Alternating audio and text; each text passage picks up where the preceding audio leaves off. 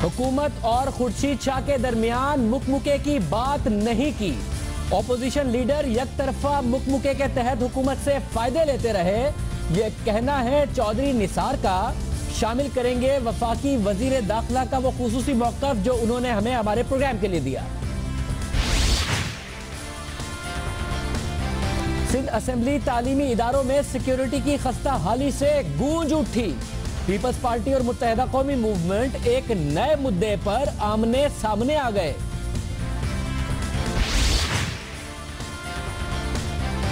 वफाकी काबीना का इजलास 5 माह से नहीं हुआ।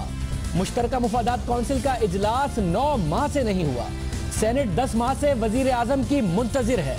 मुश्किल वक्त में जमहूरी इदारों का सहारा लेने वाले नवाज शरीफ आम हालात में उन्हें लिफ्ट नहीं करवाते, हुकूमत शाहाना अंदाज में चलाते हैं। और मुत्तहिदा कौमी मूवमेंट के रहनुमा वासे जलील से रेंजर्स ने सिर्फ पूछगछ की थी या रेंजर्स ने उन्हें मुल्क से बाहर जाने से रोका था? दोनों तरफ की खामोशी हैरान कुन है।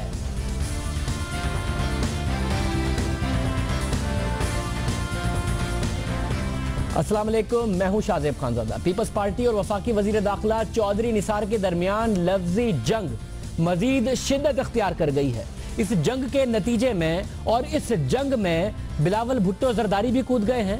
इस जंग के नतीजे में इमरान खान ने भी अपने बयान के जरिए और चौधरी निसार की तारीफ के जरिए और पीपल्स पार्टी और नून लीग के मुकमुका पर तनकीद की है और चौधरी निसार साहब की तारीफ की है। किस तरह की है वो भी आपके सामने रखेंगे। लेकिन हमने कल प्रोग्राम में बात की थी कि जब चौधरी निसार साहब मुकमुके को कंफर्म करते हैं तो फिर चौधरी निसार साहब सिर्फ खुर्शीद शाह साहब को चार्जशीट नहीं करते बल्कि अपनी हुकूमत को भी चार्जशीट करते हैं, जो फायदे देकर पब्लिक अकाउंट्स कमेटी के chairman, leader of the opposition को फायदे देकर बहुत कुछ अपने बारे में फायदा ले रहे हो। मगर चौधरी निसार साहब ने हमसे राब्ता किया, हमारे कल के प्रोग्राम के बाद हमसे राब्ता करके अपना वर्जन दिया। चौधरी निसार ऑपोजिशन लीडर और पीपल्स पार्टी के सीनियर रहनुमा खुर्शीद शाह पर लगाए गए इल्जामात पर कायम है। ना सिर्फ कायम है बल्कि साबित करने को भी तैयार हैं। उन्होंने हमसे बात करते हुए कहा कि जो भी बात मैंने की, मैं खुर्शीद शाह के हवाले से अपनी बात पर कायम हूं और अपनी हर बात को साबित करने को तैयार हूं। और ये इसलिए भी अहम है कि इस बात की तवक्को की जा रही थी कि दर्जा हरारत नीचे आएगा। हमने कल अपने प्रोग्राम में चौधरी निसार की जानिब से मुकमुका के इल्जाम की तस्दीक पर बात की थी, जिसके बाद चौधरी निसार साहब ने जो राब्ता करके मौक़िफ़ दिया वो कहते हैं कि हुकूमत और पीपल्स पार्टी के दरमियान मुकमुका नहीं, ना ही मैंने ऐसी कोई बात की। मुकमुका दो तरफा होता है, ये चौधरी निसार साहब ने कहा। अगर कोई दो तरफा डील होती तो मैं इसे इस तरह नहीं बल्कि अलग तरीके से बयान करता। और वो कहते हैं कि खुर्शीद शाह और हुकूमत के दरमियान अगर डील होती तो मैं ये कहता कि डील है, मगर खुर्शीद शाह डील के मुताबिक किरदार अदा नहीं कर रहे।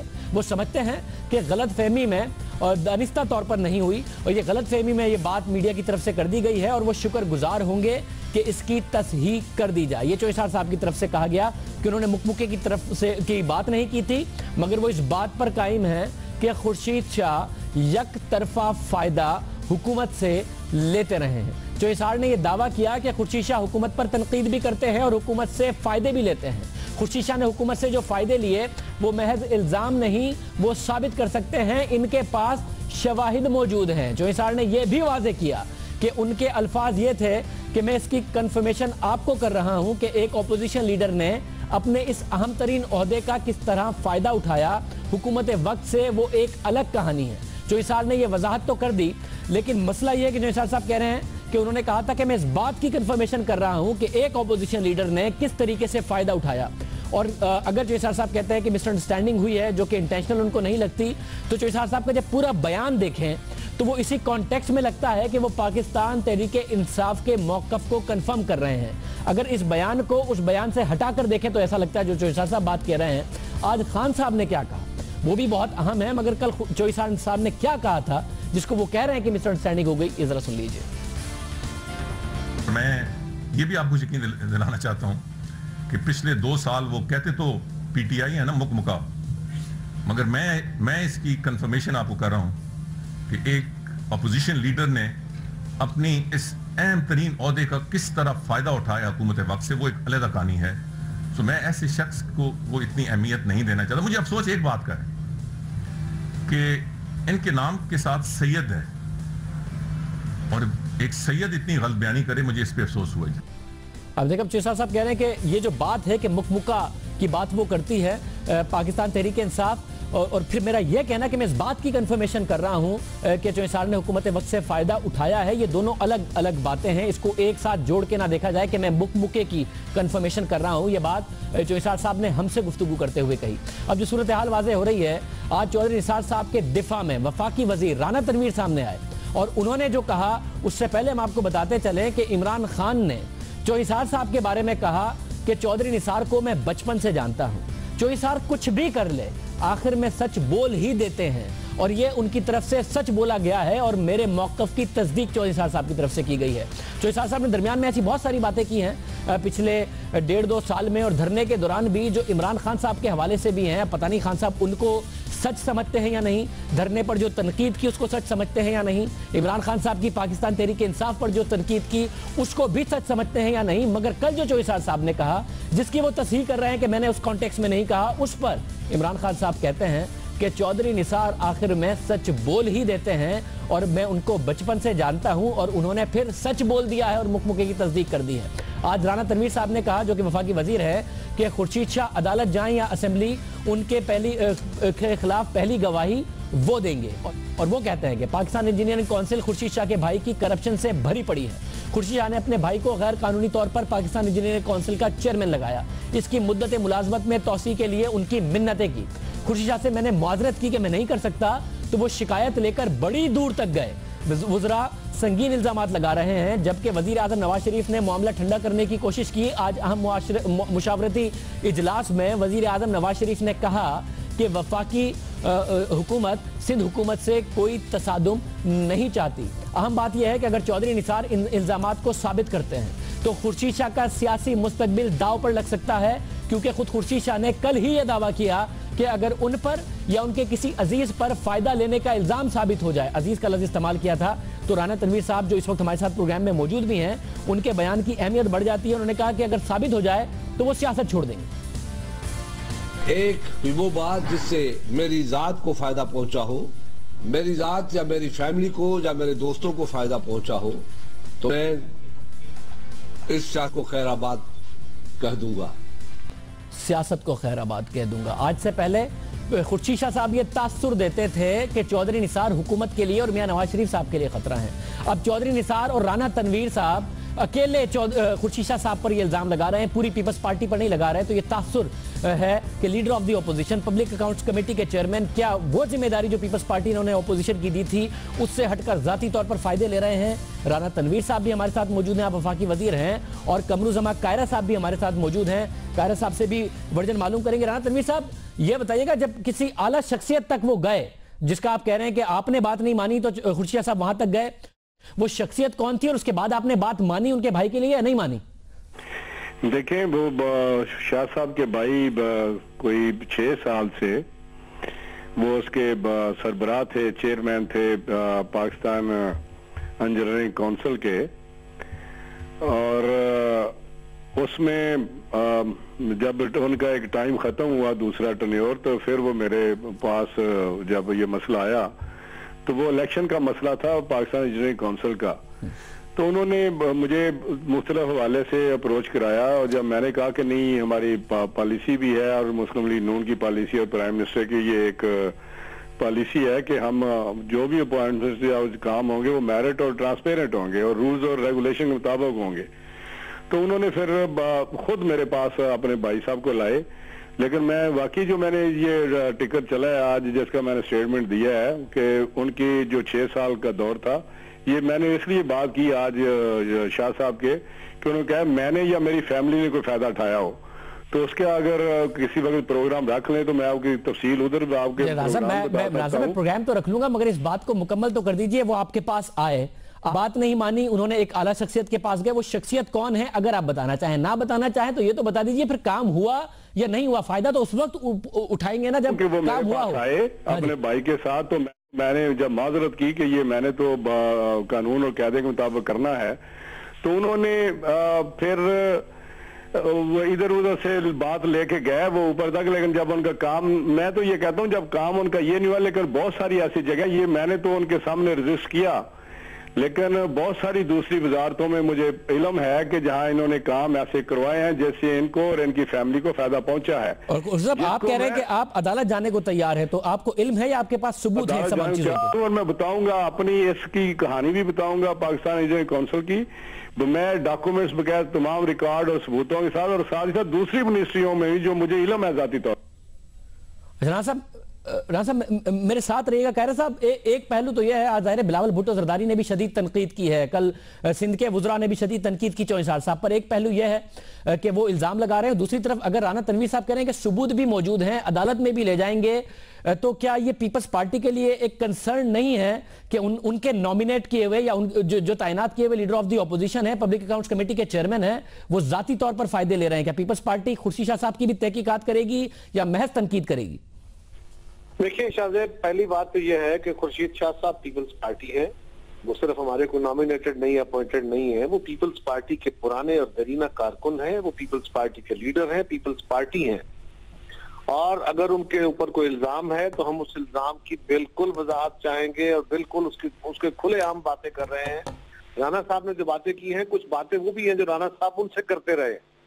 जब ये धरनों में थे तो उन्होंने जो बातें की हैं वो भी आस्ता आस्ता में कल लानी पड़ेगी कि जो ये जाके हमें और शाह साहब को बताया करते थे, और जो अपनी हुकूमत के बारे में जिस तरह की गुफ्तगू फरमाते थे, अब नेचुरली वो बातें खुल जानी है क्योंकि अब उन्होंने पर्सनलाइज गुफ्तगू शुरू कर दी है मीडिया पे। दूसरी बात यह है क्या फरमाते हैं शाह साहब ने जो बात उनके भाई का इशू कह रहे हैं, वो इंजीनियरिंग काउंसिल का एक कॉन्स्टिट्यूशन है, वहां पे इलेक्शन होते हैं और उसमें वजीर कोई रोल नहीं है।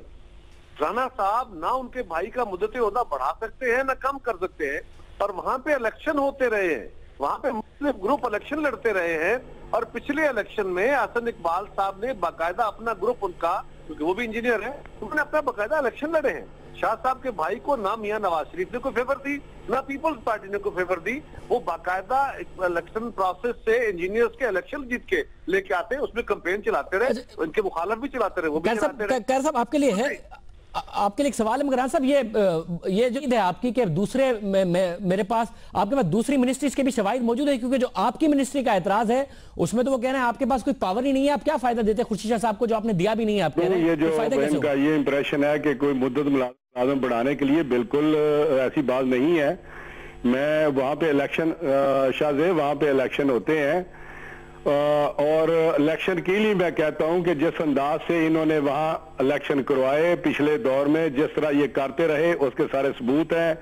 जिस तरह वो कंपनी सचल है इनकी अपनी, उसके जरिए इन्होंने सारा अपना चेयरमैन बने, और जिस तरह जो मुझे कहते रहे कि इसके काम ना, इसका इलेक्शन ना करवाए, इसको आप कंटिन्यू करें, ये इलेक्शन पोस्टपोन करके इसकी मुद्दत ज्यादा कर दें, ये सारी शायद कारा साहब को पता नहीं बातें। मगर राजा साहब एक मसला है, कॉन्स्टिट्यूशन है वजीर के पास का, जी बिल्कुल वजीर के पास पावर में, अगर आपको नहीं पता, आप मिनिस्ट्री में नहीं रहे साइंस एंड टेक्नोलॉजी में, मैं वो बात कर रहा हूँ जो मेरे इख्तियार में है। वो शाह साहब अपने भाई के, कारा साहब जरा मेरी बात सुन ले, आपने बातें नहीं, आप आराम से आपकी सुनी है, आप दोनों बड़े मोतबर सियासतदान हैं, एक एक करके अगर बात करें। राना साहब एक मसला ये है, आराम से बात सुनिए। नहीं मगर राना साहब उसमें मसला है ना, देखें आप एक सीनियर सियासतदान है, कायरा साहब भी और खुर्शीद शाह साहब भी एक बड़े सीनियर सियासतदान है, इज्जत रखते हैं लीडर ऑफ द। अब आप ये जो बात है कि दूसरी वजारतों का भी मुझे पता है, ये वैसे ही है कि कायरा साहब कहते हैं कि राना तनवीर दूसरी वजारतों से क्या फायदे लेते रहे मुझे पता है। अब आप स्पेसिफिक बात भी नहीं कर रहे, ये भी नहीं कर रहे, आपके पास सबूत है तो सवाल तो उठेगा। मेरी बात तो सुन लेना जी, आप जी पहले शाहजेब मेरी बात सुन लें कि पहले तो मैं ये क्लियर कर दूं कि मिनिस्ट्री साइंस एंड टेक्नोलॉजी की एडमिनिस्ट्रेटिव जो पीईसी की, पाकिस्तान एजुकेशन काउंसिल की एडमिनिस्ट्रेटिव मिनिस्ट्री है, वो एडमिनिस्ट्रेटिव कंट्रोल वाली मिनिस्ट्री है, वो साइंस एंड टेक्नोलॉजी है। जब इनका इलेक्शन आया तो मैंने उसका जो एक इशू खड़ा हुआ कि किस तरह इलेक्शन कराया जाए, ये जो चाहते थे उस तरह नहीं हो सकता था।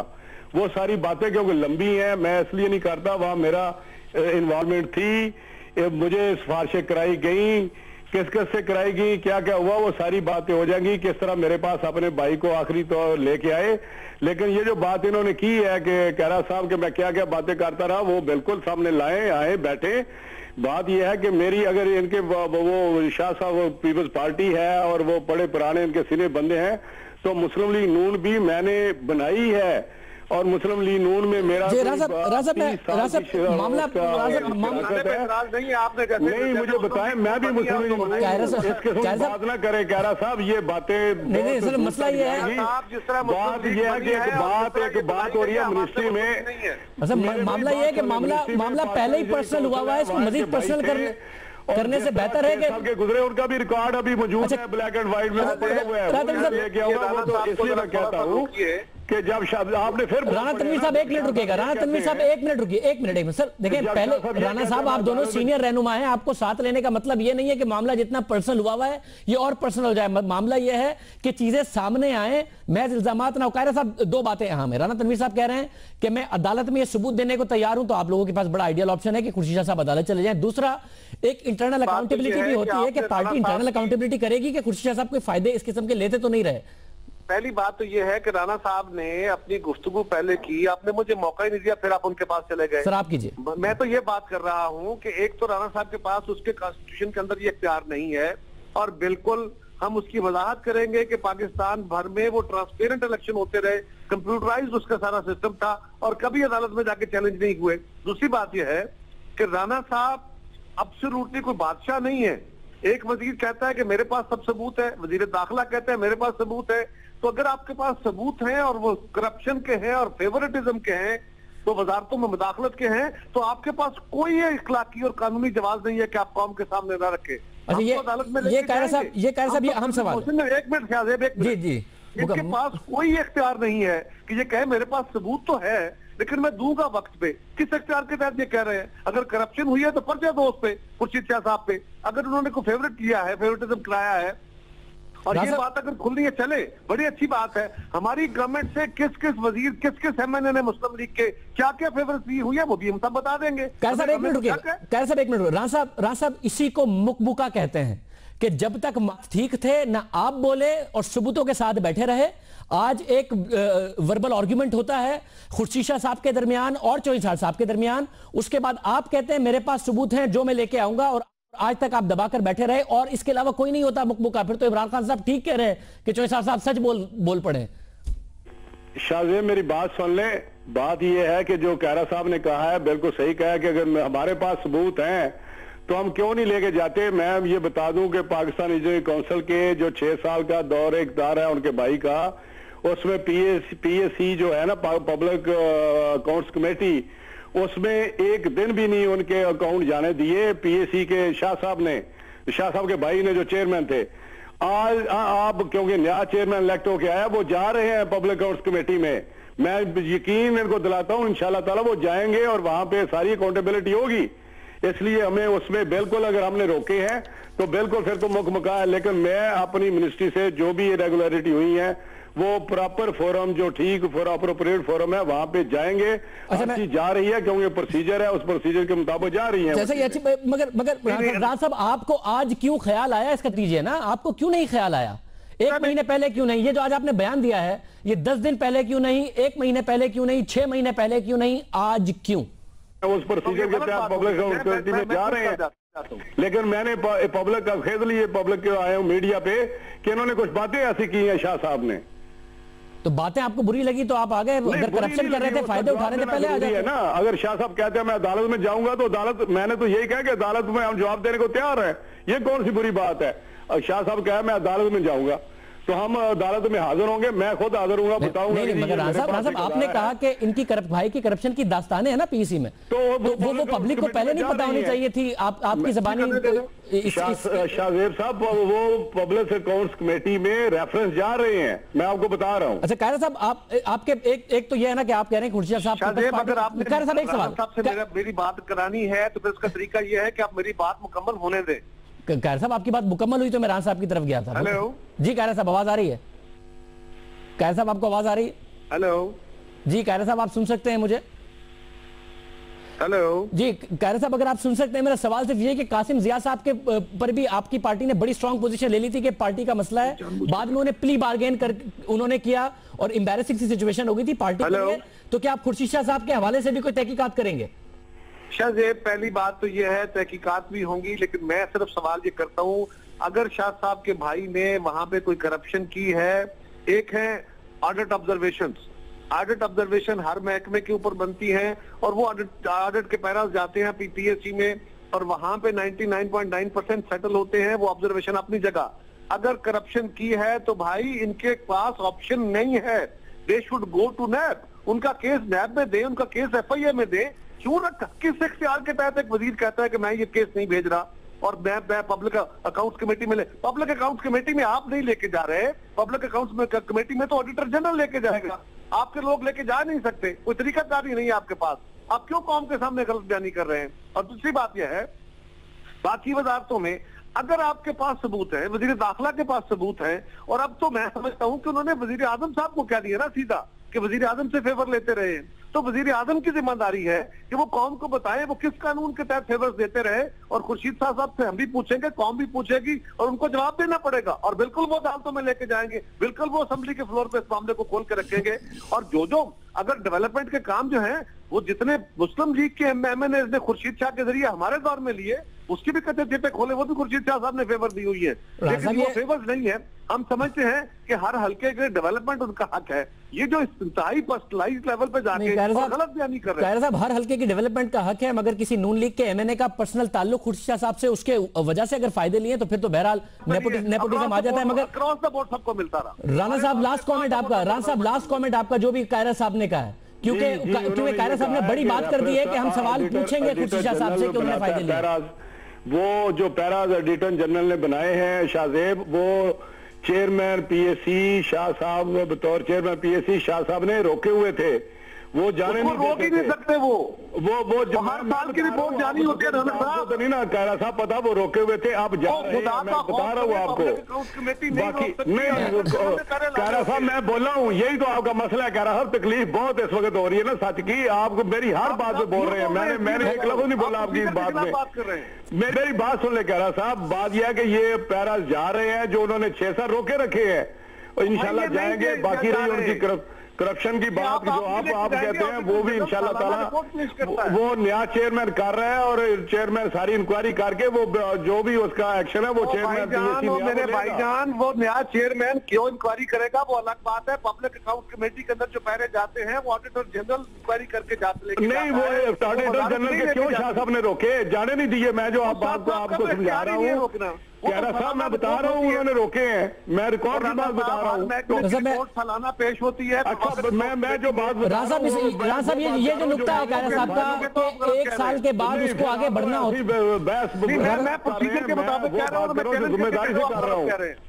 देखिए ना, राणा तनवीर साहब का कायरा साहब बहुत शुक्रिया, आप हमारे साथ शो में मौजूद थे। कायरा साहब के हम खुर्शीद साहब से पूछेंगे, हमारा जो बुनियादी नुक्ता था कि आप क्या खुर्शीद साहब से भी पूछेंगे, उन्होंने फायदे लिए तो कह रहे हैं हम पूछेंगे और कहेंगे कि फ्लोर ऑफ द हाउस पे आके इस बात को क्लियर भी करें। मगर क्योंकि जो चौधरी साहब का बयान है उससे प्राइम मिनिस्टर इन्वॉल्व होते हैं तो प्राइम मिनिस्टर भी बताएं क्या फायदे दिए थे। खुद कायरा साहब कह रहे हैं कि बताएं कि खुर्शीद साहब को क्या फायदे दिए थे और किस जमन में उनकी तरफ से फायदे दिए गए थे। प्रोग्राम में एक ब्रेक शामिल करेंगे और उसके बाद जिक्र होगा सिंध के स्कूलों के हवाले से वालिदैन के लिए जो फ्लोर ऑफ द हाउस से में आज बातें हुई हैं, जो असेंबली में बातें हुई हैं, वालिदैन के लिए मजीद परेशान होने का मुकाम है। क्यों है ये मामला, इस पर बात करेंगे एक ब्रेक के बाद।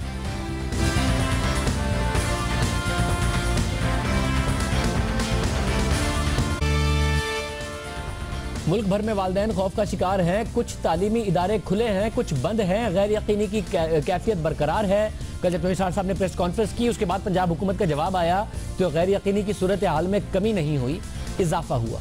और सिंध में जो तालीमी इदारों की सिक्योरिटी पर सवाल उठ रहे हैं, वफाकी वजारत दाखिला तालीमी इदारों को मुमकिन दहशतगर्दी के खतरे की निशानदही कर चुकी है, मगर तालीमी इदारों की सिक्योरिटी के लिए 1 साल गुजरने के बाद भी इकदाम नहीं किए गए। हमने 27 जनवरी को अपने प्रोग्राम में एक अहम मसले की निशानदही की थी और आज सिंध असेंबली के फ्लोर पर लीडर ऑफ द ऑपोजिशन ने उस अहम मसले पर एक तफसीली तकरीर की।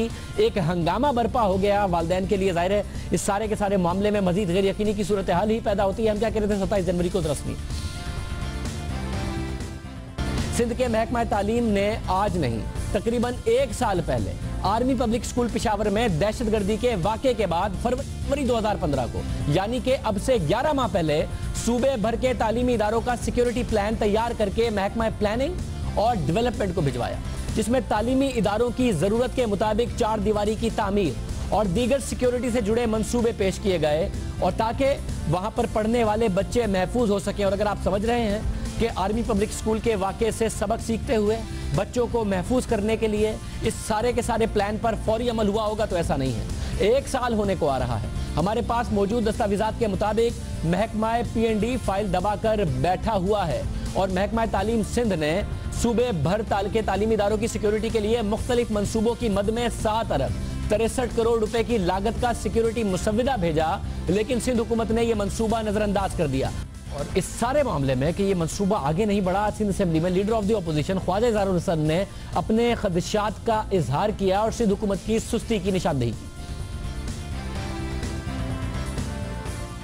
आर्मी पब्लिक स्कूल के बाद से मुझे मालूम है कि सर होम डिपार्टमेंट, PND और एजुकेशन डिपार्टमेंट ये एक दूसरे के साथ खेल रहे हैं। पहले समरी एजुकेशन डिपार्टमेंट से गई PND में, PND से ऑब्जेक्शन लग के गई होम में। एक स्कूल की बाउंड्री वॉल नहीं बनी है सर। मैंने खुद डायरेक्ट ब्रीफिंग ली है डिपार्टमेंट से, आर्मी पब्लिक स्कूल के बाद से आज तक की बात कर रहा हूं। और आपसे दोनों महकमों का बजट उठा के देख लें, ये हमारी ये बजट बुक है सर। 2 साल का जो बजट है सिर्फ ये अप्रोक्सीमेटली 400 बिलियन है सर, होम डिपार्टमेंट का भी और एजुकेशन का भी। इस 400 बिलियन में से सिक्योरिटी पे कितना हमने खर्च करने की कोशिश ही नहीं की। 1 रुपया सिक्योरिटी पे रिलीज नहीं हुआ। ख्वाजा साहब जो फ्लोर ऑफ द हाउस पर मामला बता रहे थे, तालीमी इदारे 4 दीवारी से महरूम हैं, लेकिन उन तालीमी इदारों की सिक्योरिटी के लिए सिंध हुकूमत ही के महकमा तालीम की तजावीज़ को, खुद महकमा तालीम की तजावीज़ को संजीदा नहीं लिया गया। इस पूरे मामले पर बात करेंगे। सिंध असेंबली में हमारे साथ वज़ीर तालीम भी मौजूद हैं निसार खोड़ो साहब, साथ साथ ख्वाजा इज़हारुल हसन साहब से भी उनका मौक़िफ़ मालूम करेंगे। खोड़ो साहब, इस पर आप क्या कहेंगे? आपके ही महकमा तालीम की तरफ से रिकमेंडेशन हो और सिंध हुकूमत उसको सीरियस ना ले, और आज लीडर ऑफ द ऑपोजिशन कह रहे हो कि जी कोई खर्चा ही नहीं किया गया, उन्होंने पूरा का पूरा मामला सामने खोल कर रख दिया। मामला खोलने की बात जरूरत थी और यकीनन उन्होंने खोल के रखा, तो इसमें कोई बुरी बात नहीं है। पिछले साल जब आर्मी पब्लिक स्कूल पर हमला हुआ और इतनी जानें हमारे मासूम बच्चों की जानें गई, तो यकीनन ये सारी लहर जो है सारे पाकिस्तान में महसूस की गई कि हाँ इस तरफ तवज्जो दी जाए, सिक्योरिटी को और बढ़ाया जाए, कुछ इस तरह से की जाए। अब सिक्योरिटी की 2-4 चीज़ें हैं। यकीनन एक तो इंफ्रास्ट्रक्चर होता है, दूसरा है मॉनिटरिंग होती है। यकीनन जब तक वो सारी इंफ्रास्ट्रक्चर तैयार हो और सारे मुतमैन हो जाएं, यहाँ हमारे सिंध में पब्लिक सेक्टर स्कूल भी हैं तो प्राइवेट सेक्टर स्कूल भी हैं। यकीनन हमने उन दिनों में ही SOP बनाई, हमने लॉ एनफोर्सिंग एजेंसीज और दूसरों के साथ मीटिंग की, पुलिस के साथ मीटिंग की, और यकीनन एक खाका बना। और खाके में ये हुआ कि जी कराची जैसे शहर में कोई 56 किस्म के स्पॉट्स बताए गए जो रेंजर्स ने बताए कि हाँ हमने अपना बंदोबस्त किया है 56 जगहों पर, और विद इन 5 माइल्स रेडियस हम 5 मिनट में वहाँ पहुँचकर और किसी भी सूरत हाल का मुकाबला कर सकते हैं। साथ ही साथ हमने खुद भी जहाँ जहाँ मुमकिन हो सका, सरकारी स्कूल हों या प्राइवेट स्कूल्स हों, उनको हमने कहा कि हाँ जी दीवारें अगर ऊंची करना चाहते हैं तो ऊंची कर सकते हैं तो करें, खारदार ताड़े लगाना चाहते हैं दीवारों पर तो वो लगाएं, अपने जो मेन गेट्स हैं उनको इस तरह से महफूज करें कि जी कोई भी हमलावर हो करीब ना पहुंचे, और इस तरह की कुछ बंदोबस्त करें कि हाँ हम किसी भी खतरे को मुंह दे सकें। साथ ही साथ हमने ये कहा कि जी वॉक गेट ऐसा बनाएं कि जी उसमें से कोई आए और उसी में से कोई जाए, बाकी दूसरे दरवाजे भी उनको बंद किया जाए कि हाँ जी किस तरह के इन्फिल्ट्रेशन ना हो और हमारा खतरा और बढ़ ना जाए। साथ ही साथ हमने ये भी कहा कि अगर किसी स्कूल को वेपन्स की जरूरत है तो हम वो देने को भी तैयार हैं कि जी हाँ कुछ न कुछ सेफ गार्ड और डिफेंस कुछ कर सके। साथ ही साथ हमने ये भी किया था कि लॉ एनफोर्सिंग एजेंसीज को हमने इंश्योर करवाया कि सुबह 7:30 बजे से 1-1:30 बजे तक जब भी स्कूलों का टाइम है वह पेट्रोलिंग करते रहे। ये था वो जो इमीडिएट स्टेप उठाने की जरूरत थी और इमीडिएट स्टेप्स उठाए गए। साथ ही साथ इंफ्रास्ट्रक्चर जो यकीनी तौर पर यहाँ ज़रूरत है, इसके कतई नज़र कोई भी मैं ये नहीं कह सकता कि ये ज़रूरत नहीं है। हमने यहाँ कुछ न कुछ करने की कोशिश ज़रूर की। यहाँ कराची में पब्लिक सेक्टर स्कूल कोई 3000 के लगभग है, लेकिन उनकी बिल्डिंग जो है वो 600-700 बिल्डिंग्स हैं, और 600-700 में मल्टी स्टोरी बिल्डिंग्स होती हैं। एक स्टोरी पर एक स्कूल है, दूसरे पे दूसरा, तीसरे पे तीसरा, इस तरह से 600-700 स्कूल की बिल्डिंग्स हैं। और ये नहीं है कि हर एक में किसी में भी कोई बाउंड्री वॉल नहीं है, ये भी सही नहीं है। काम नहीं हुआ है। आपने तफसीली बताया कि क्या क्या लाएअमल उस हवाले से होगा, ये अहम बात है, मगर उन वालिदैन के लिए कराची में और पूरे ही सिंध में बल्कि जो जानना चाहते हैं और बड़े बड़े कंसर्न, बताइए कि खैबर पख्तूनख्वा में जिन स्कूलों ने या दूसरे इदारों ने अमल नहीं किया हिदायत पर, उनके खिलाफ कार्रवाई हुई।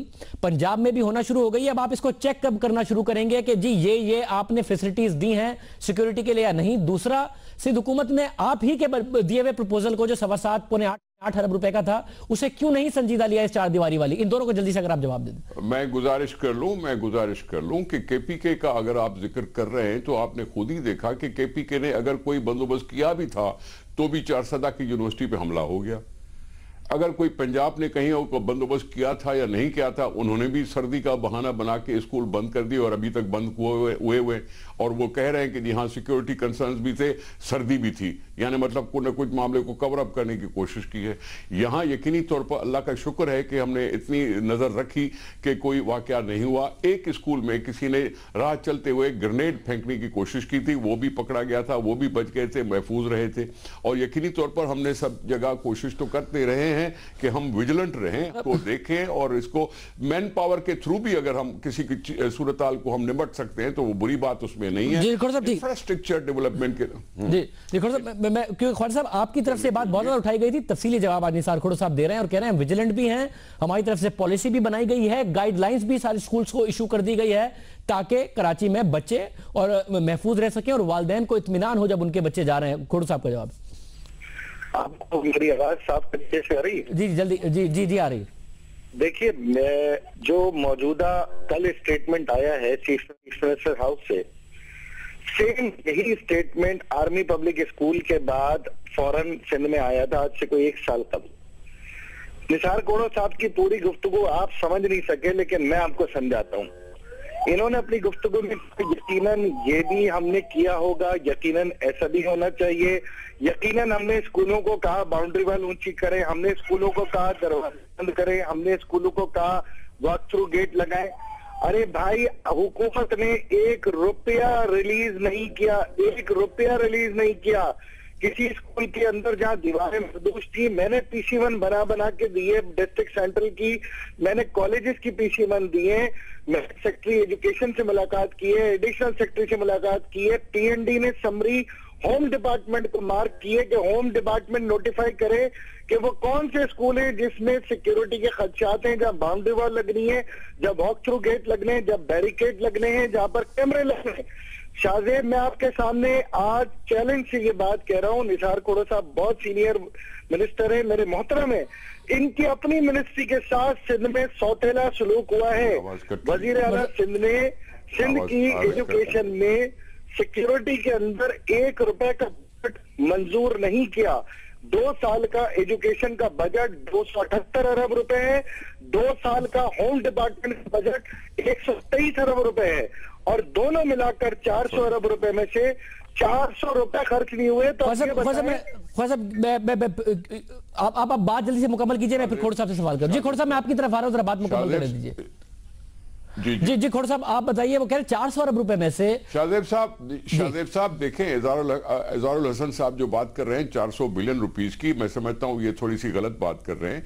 हमारी एजुकेशन डिपार्टमेंट का डेवलपमेंट बजट जो है वो 10 अरब से ज्यादा नहीं है, 10-12 अरब। पिछले साल 12 अरब था, इस साल 10 अरब। नहीं खोड़ साहब, वो जो बात कर रहे हैं वो कह रहे हैं कि जो होम डिपार्टमेंट का इतना बड़ा बजट है और वैसे सिक्योरिटी का, उसमें स्कूलों की सिक्योरिटी है, दूसरे मामलात के लिए आपके अपने साथ हुकूमत सिंध ने सुतेलो वाला सलूक किया। वो कह रहे हैं आपके साथ सुतेलो वाला सलूक हुआ, 1 अरब रुपए की सिक्योरिटी का कुछ भी नहीं रिलीज किया गया आपके लिए। मैं गुजारिश ये करूं कि ये PC1s बनते हैं, यकीनी तौर पर उसका तरीकेकार ये है कि इन्होंने खुद ही फरमाया कि एजुकेशन डिपार्टमेंट ने एक समरी जल्द भेज दी थी। यकीनी तौर पर उसमें PND में उसकी एवेल्युएशन होती है, उसकी टेक्निकलिटी को देखा जाता है। अगर उसमें होम डिपार्टमेंट का कोई आंसर था तो यकीनन होम डिपार्टमेंट की तरफ भी भेजा गया होगा कि वो बताएं कि जी कहां सिक्योरिटी के कंसर्न्स हो सकते हैं।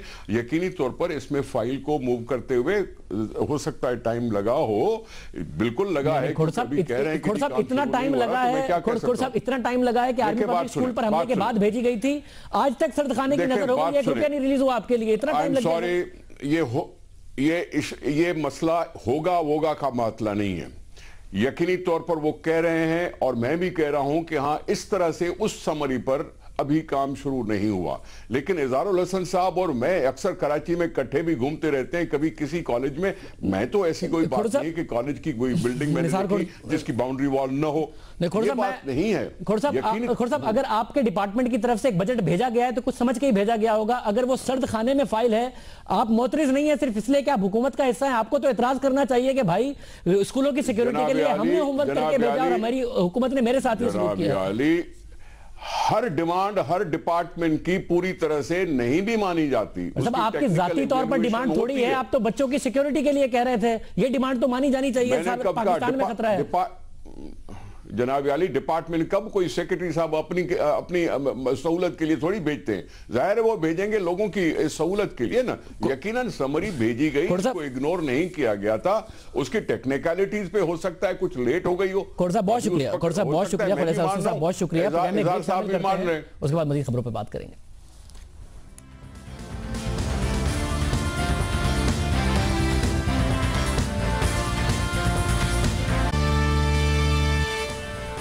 मैं दोबारा खुशामदीद नाज़रीन। अपनी रेगुलर खबरों के साथ आगे बढ़ने से पहले आपको बताते चले कि बाचा खान यूनिवर्सिटी पर हमले की सीसीटीवी फुटेज जियो न्यूज़ को मौसूल हो गई है, मंजर आम पर आ गई है।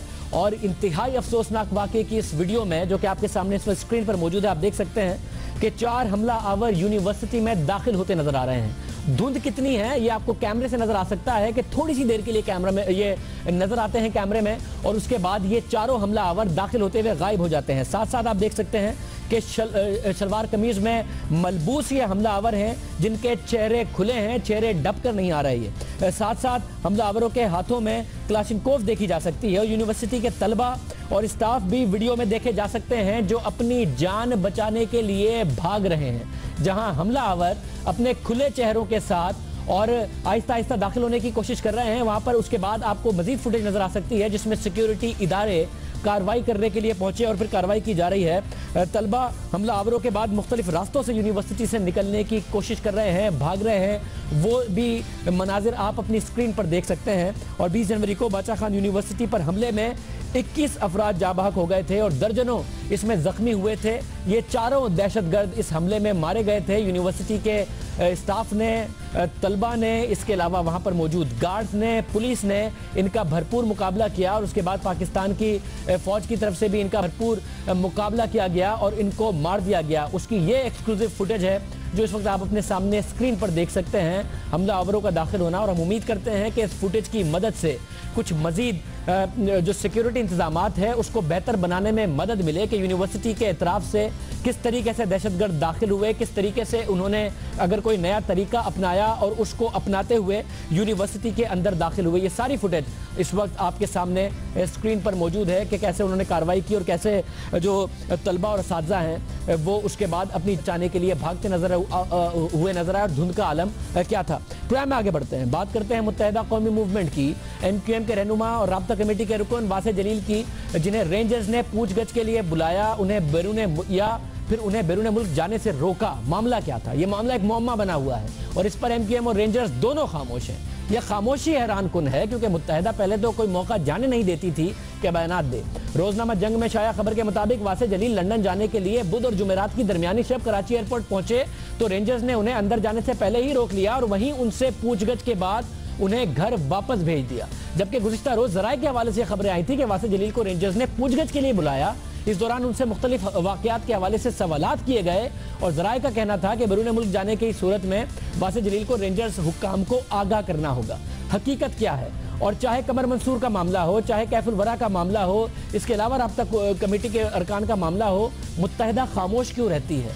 एक तरफ यह खबर है कि कमर मंसूर पर टॉर्चर हुआ है, कमर मंसूर की बेल हो और उसके बाद कोई अग्रेसिव स्टांस मुत्तहिदा ना ले, क्यों ये होता है? मदर अब्बास साहब से पूछते। मदर अब्बास साहब, बहुत शुक्रिया। ये जो स्टांस है सिंध हुकूमत को मुसलसल क्रिटिसाइज कर रही है, रेंजर्स पर खामोश है, गिरफ्तार लोग हो, पूछगछ हो, फिर खामोशी हो, लोगों को मीडिया पर नहीं लाती, कोई फायदा भी हो रहा है मुत्तहिदा का? क्यों ऐसा कर रही है?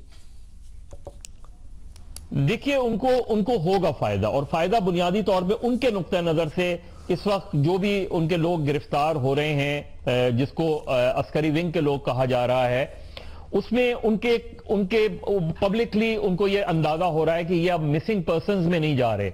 अगर उठाए जा रहे हैं तो इनको पता है कि वो उठा लिए गए हैं, चाहे 90 रोज के लिए तहलील में, उसको तो वो अदालती सतह पे लड़ेंगे। अदालती सतह पे उनको अंदाजा है कि किसी ना किसी हवाले से वो अदालतों का सामना करना पड़ेगा। तो जो चीज उन्हें इमीडिएट फायदा हुआ है वो ये हुआ है कि पहले उनके लोग, आपने देखा होगा कि वो बहुत ज्यादा गुमशुदा अफराद की बात किया करते थे, लेकिन उसके बाद ये चीज हुई है कि गिरफ्तार होते हैं तो बजाय एकदम फौरी तौर पे उनका रिमांड ले लिया जाता है, उनको 90 रोज के लिए रेंजर्स अपनी कस्टडी में ले लेती है।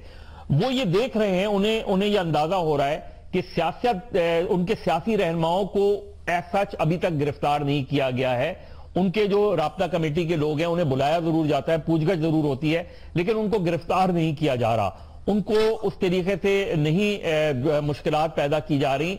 वो हुकूमती सतह पे ज्यादा देख रहे हैं, चाहे इख्तियारात के हवाले से हो, गवर्नमेंट के हवाले से। तो वो इस वक्त उनका फोकस जो है वो महज लोकल बॉडीज इलेक्शन के इख्तियारात के हवाले से, मेयर के इलेक्शन के और डिप्टी चेयरमैन में जहां उन्हें अंदाजा हो रहा है कि पीपल्स पार्टी मैनूवर कर रही है। तो वो इस स्टेज पर ये नहीं चाहते कि कोई ऐसा क्रैकडाउन हो जाए जिसमें उनके काउंसलर्स गिरफ्तार हो जाएं, जिसमें उनके ऐसे रहनुमा गिरफ्तार हो जाएं जो इस वक्त इलेक्शन में हिस्सा लेना वाले हैं। बदरबाज साहब बहुत शुक्रिया। बदरबाज साहब कह रहे थे फायदा बहरहाल इस हद तक हो रहा है कि गुमशुदा कारकुनों की खबरें अब नहीं आती, ये प्रोटेस्ट मुत्तहिदा कौमी मूवमेंट नहीं करती नजर आती।